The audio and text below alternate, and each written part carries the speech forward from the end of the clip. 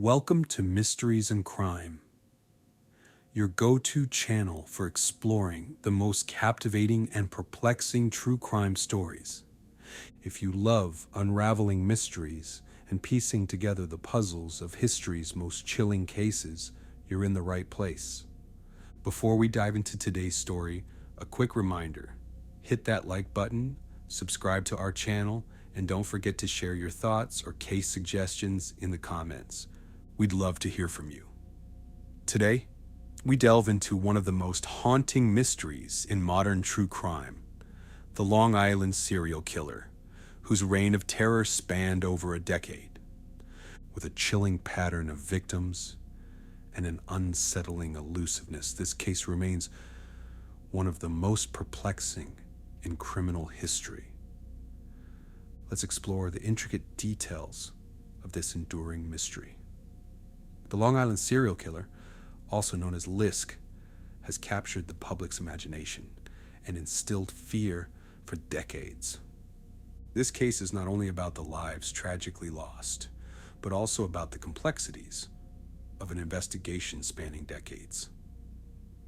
The intersections of law enforcement challenges, societal stigma, and evolving technology paint a portrait of a mystery that seems to grow deeper with time.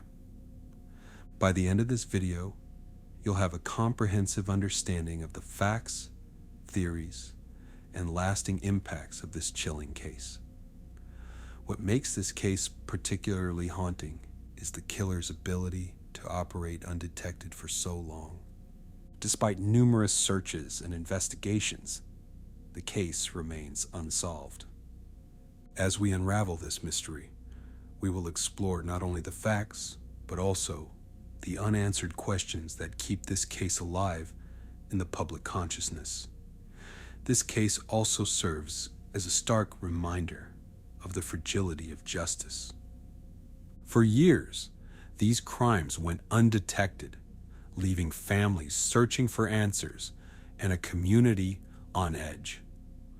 The Long Island serial killer is a tale not just of horror, but also of resilience and the unyielding pursuit of truth. In December 2010, a Suffolk County police officer searching for a missing woman near Gilgo Beach stumbled upon a horrifying discovery: the skeletal remains of a young woman wrapped in burlap. This grim find was only the beginning. Over the next few months, authorities uncovered a total of 10 bodies, each seemingly connected by a chilling thread. The victims, primarily women, were sex workers who had advertised their services online. This detail formed the initial basis for investigators to connect the cases. As media coverage exploded, the area became a hotspot for armchair detectives and seasoned investigators alike, each vying to uncover the truth. Imagine the chilling scene: dense marshland, the cold bite of December air, and a search that uncovered horrors no one expected. As investigators unraveled this mystery, they found remains spanning years. Some bodies showed evidence of violent ends, while others left behind no clues about their deaths. One thing was clear: the killer operated in plain sight for years. These discoveries highlighted a grim reality. The vulnerable were being preyed upon, and the system seemed powerless to stop it. Each unearthed body added layers of complexity to the case, challenging even the most seasoned detectives. Among the discoveries, some victims were found to have been missing for several years. Investigators noted that the remote location allowed the perpetrator to avoid detection. The area's isolation, combined with the killer's strategic disposal methods, highlighted a chilling level of premeditation. Each discovery along Gilgo Beach told a story, one of life tragically cut short. From personal effects to forensic traces, investigators pieced together fragments of the victims' lives, often reconstructing their last known moments. These efforts, while painstaking, brought fleeting glimpses of clarity in a sea of uncertainty. The initial stages of the investigation were chaotic, yet crucial. Law enforcement faced the daunting task of identifying the remains while piecing together the timeline of disappearances. Some victims, such as Shannan Gilbert, whose disappearance initially sparked the search, raised questions about whether her death was connected or merely coincidental. With so many bodies discovered in one area, theories began to form about a single serial offender. However, the lack of clear forensic evidence and the advanced decomposition of many remains complicated matters, leaving authorities with more questions than answers. The early investigation was marred by missteps and missed opportunities. Initial reports about Shannan Gilbert's disappearance suggested she had simply walked into the marsh and drowned. But her family insisted there was more to the story. Gilbert's desperate 911 call, in which she pleaded, "They're trying to kill me," was haunting and led many to believe she was a victim of foul play. Meanwhile, police scoured missing persons databases, seeking connections among the victims. They soon realized that most of the women had vanished after being contacted through online platforms, a detail that would become central to understanding the killer's method. The search for Shannan Gilbert brought to light inconsistencies in how missing persons cases are handled. Advocates have criticized law enforcement's tendency to dismiss cases involving sex workers, emphasizing that this bias may have allowed the killer to continue preying on victims unchecked for years. The case of Shannan Gilbert remains particularly controversial. Some argue that her death, ruled accidental, could be the work of the killer. Others believe her fate is a chilling coincidence. Regardless, her story continues to draw attention, keeping the broader case alive in public discourse. The victims shared certain similarities. Most were petite, young women in their 20s and 30s. They had last been seen alive after meeting clients through online platforms. This pattern suggested the killer had a specific victim profile and used technology as a tool for selection. Yet each victim was more than a statistic. Families came forward to share heart-wrenching stories about their loved ones, humanizing the headlines. These women were daughters, mothers, and friends, each with hopes and dreams cut tragically short. Details about the victims emerged as the investigation continued. For instance, Maureen Brainard Barnes, a single mother, vanished in 2007. Megan Waterman, who had traveled to New York from Maine, disappeared in 2010. Melissa Barthelomy's case stood out because the killer allegedly used her cell phone to taunt her family, making chilling calls to her younger sister.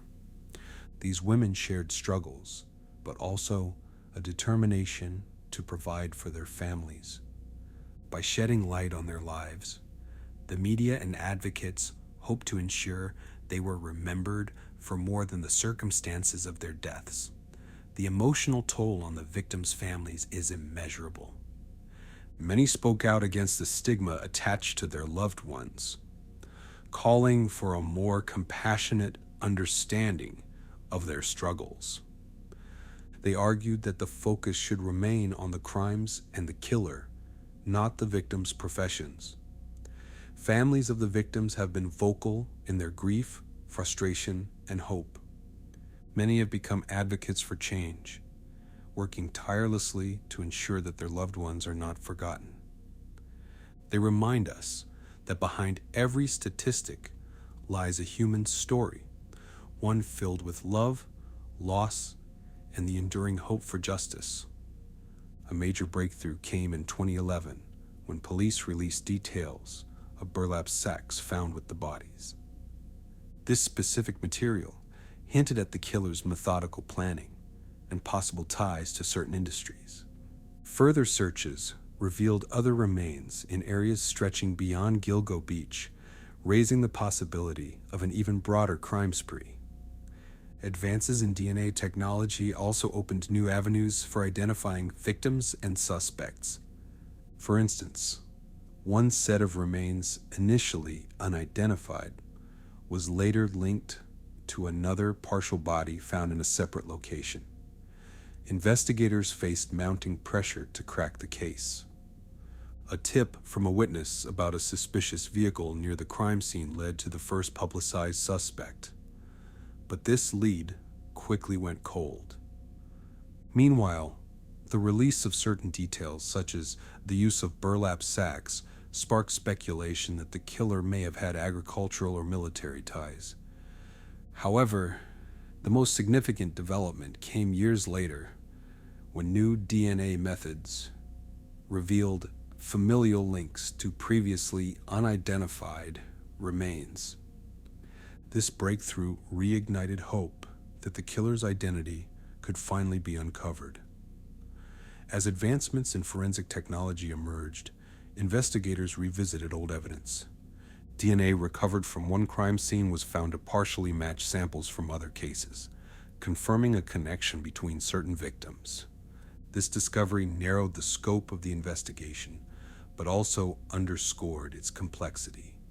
Advances in forensic anthropology have also played a role in the investigation. Specialists have analyzed bone wear patterns and environmental degradation to approximate times of death. These findings provide critical context, helping to chart the killer's timeline and movements. The investigation was not without its challenges.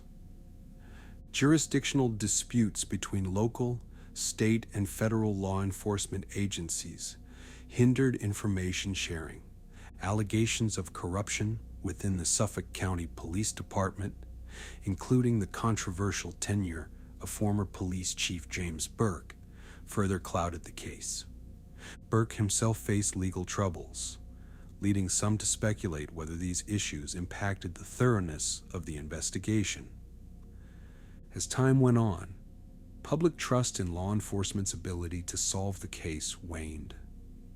Despite these advances, challenges persisted. Many questioned why it took years for some key pieces of evidence to be analyzed. Allegations of corruption in the Suffolk County Police Department, most notably involving James Burke, painted a troubling picture of an investigation hindered by internal strife. Activists and families demanded greater accountability, calling for federal oversight to ensure the case received the attention it deserved. These delays, combined with jurisdictional confusion, left many wondering whether justice would ever be served. Despite public pressure, progress remained slow. A lack of resources, combined with infighting among agencies, created roadblocks. Families of the victims and advocacy groups have consistently pushed for reforms in how law enforcement handles multi-jurisdictional investigations. Calls for greater transparency in the investigation have amplified over the years. Community leaders and advocates have demanded regular updates from law enforcement, pushing back against a history of secrecy and missteps. These efforts aim to restore public trust and reignite momentum in the case. Many theories have emerged over the years regarding the Long Island serial killer. Some speculate that the killer could be a local resident with intimate knowledge of the area, while others believe there may be multiple perpetrators operating independently but with similar methods. Suspicion has also fallen on specific individuals, though no one has been formally charged.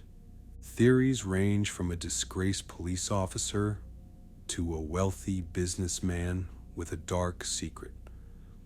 Despite the speculation, no definitive evidence has pointed to a single culprit. Theories about the identity of Lisk continue to abound. One of the most compelling involves a local resident who was familiar with the desolate stretches of Gilgo Beach. Others argue that the geography of the killing suggests the work of a trucker or transient individual capable of leaving little trace. In recent years, the idea of multiple killers has gained traction.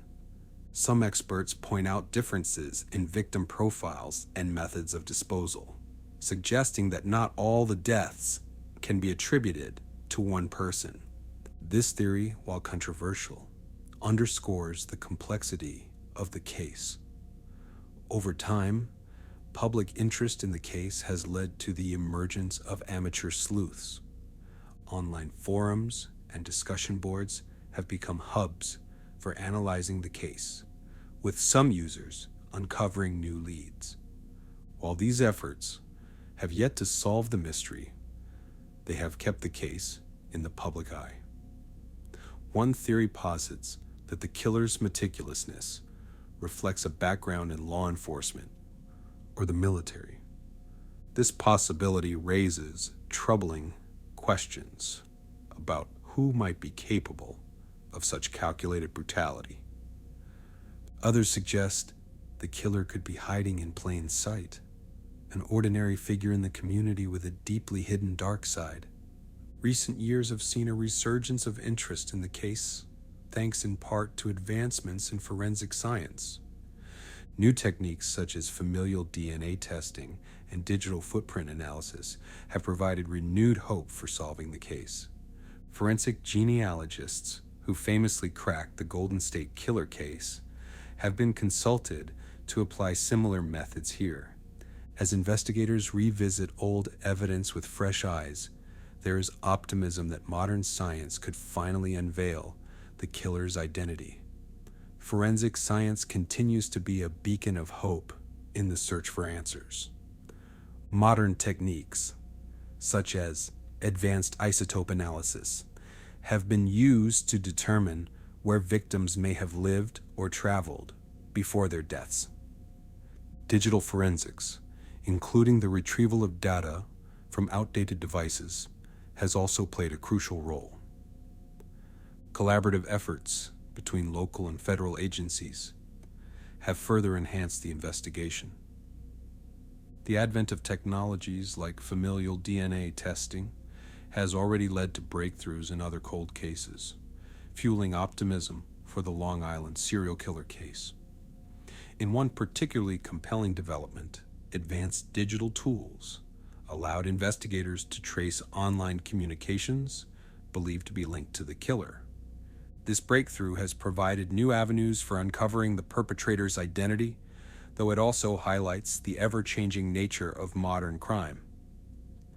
The digital age has reshaped the investigation.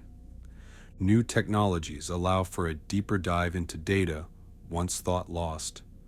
Old emails, deleted messages, and even anonymized online accounts have been revisited, providing new leads and raising the possibility of identifying the killer's digital footprint. The impact of this case extends far beyond the immediate victims and their families. It has shown a harsh light on the vulnerabilities faced by marginalized communities, particularly sex workers. Advocates have used the case to push for better protections and resources for these at-risk populations. Meanwhile, the families of the victims continue to fight for justice. They attend vigils, advocate for legislative changes, and ensure their loved ones are remembered not as victims of a crime, but as cherished individuals. The ripples of this case are felt far and wide. Advocates continue to fight for improved safety measures and legal protections for sex workers. At the same time, families of the victims remind us of the humanity behind the headlines. They share stories of love, laughter, and hope, ensuring that their loved ones are remembered for who they were, not just how they died. Public awareness has also brought much-needed attention to systemic issues, including gaps in missing persons reporting, and the stigmatization of certain populations. These discussions have spurred important conversations about reform. The fight for justice continues. Families and advocates regularly organize events to keep the victims' memories alive. Through their efforts, they hope to not only solve this case, but also create a world where such crimes are less likely to occur. Public support for the case remains strong. Vigils, documentaries, and ongoing media coverage ensure that these victims are remembered and that their stories continue to inspire action. Through these efforts, their lives have become a rallying cry for justice and reform. The victims of the Long Island serial killer deserve answers, and their families deserve closure. While this case remains unsolved, it continues to inspire advancements in forensic science and advocacy for the most vulnerable.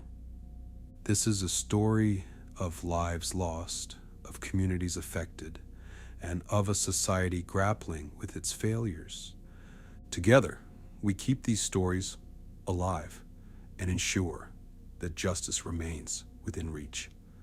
As we conclude, it's worth reflecting on the broader implications of this case.